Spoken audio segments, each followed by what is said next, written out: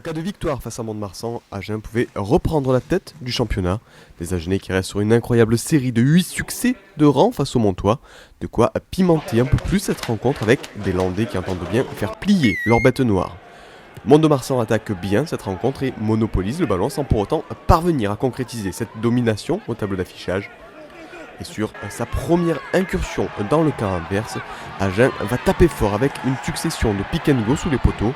Et c'est finalement le troisième ligne, Sionetto, qui va franchir la ligne pour inscrire le premier essai de cette rencontre. Agen qui prend les devants et même 7-0 à la 13e minute de jeu après la transformation de Burton Francis. Mont-de-Marsan reprend ses initiatives mais se heurte toujours au rideau défensif agenais. Après avoir travaillé par les avants, les Montois parviennent tout de même à mettre Gerber en position de drop. De près de 40 mètres, le 3/4 centre sud-africain réussit son geste et remet les siens dans le match 7-3. Malmené, Agen fait cependant preuve d'un réalisme impitoyable, meurt des Parora dans les 40 mètres montois et prend la défense à revers. Il sert parfaitement Bartomeuf à l'entrée des 22. La différence est faite et le talonneur agenais peut aller inscrire le deuxième essai du SUA dans ce match.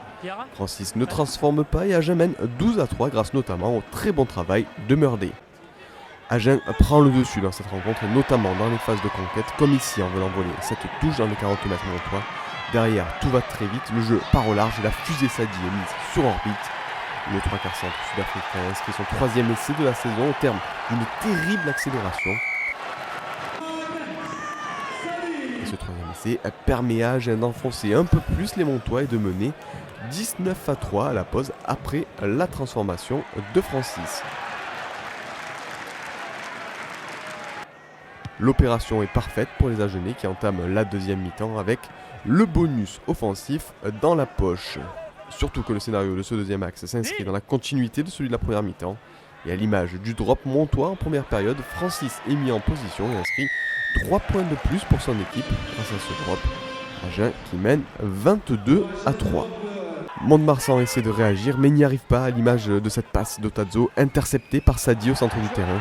Le 3/4 centre agenais attend le soutien de Tilsley qui inscrit le 4e essai agenais dans cette rencontre. Un essai en contre avec Sadi une nouvelle fois à la manœuvre, même si suite à cette action il quittera ses partenaires sur blessure. Agen qui s'envole au tableau d'affichage et qui mène 29-3 après la transformation de Burton Francis. Malgré la domination agenaise au tableau d'affichage et sur le terrain, Mont-de-Marsan ne baisse pas les bras à l'image de cette séquence à quelques centimètres de la ligne. Les temps de jeu se multiplient et Gorgadze parvient finalement à trouver la faille pour inscrire le premier essai montois dans cette rencontre. Raya Yardi, les Landais donnent tout pour essayer de revenir dans cette rencontre et sur cette pénale touche, le ballon porté se structure et c'est Kodulo qui se détache pour franchir la ligne et inscrire le deuxième essai montois dans ce match. Un essai qui sort les agenais du bonus offensif. Le SUA s'impose tout de même 29-15 et prend la tête du championnat avec cependant le regret d'avoir laissé échapper le bonus offensif. Pour Mont-de-Marsan, cela fait désormais 9 défaites consécutives face aux Agenais.